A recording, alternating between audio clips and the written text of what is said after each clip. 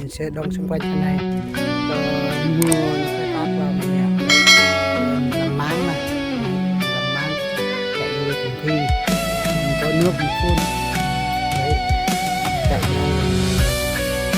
ngày xưa rồi khi mình còn nhỏ mình làm đấy, mình sẽ đông xung quanh mình xin tôn từng yêu hết lòng đấy, cũng từng tin hết lòng là mình để nhận về mình những tháng ngày cô đơn. Người không thương tôi xin đừng gieo hy vọng, cho tôi bình yên rồi gieo cả những bão giông. Đã có những đêm thức trắng một mình, ôm kỷ niệm xưa rồi tự mình than trách.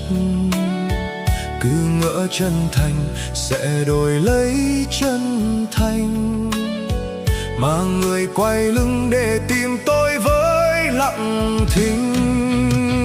Đừng vì một ai mà phải khóc, đừng vì một ai mà phải đau, vì có những người để lại vết thương rồi vội bước mau.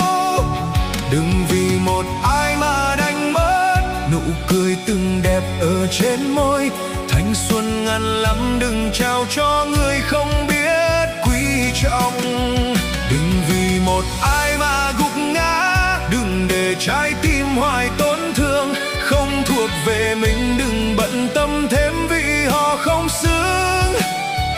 Một ngày nào đó cũng sẽ hiểu những giọt nước mắt ngày hôm qua chỉ là cơn gió ngang đời, không đáng để mình xót xa.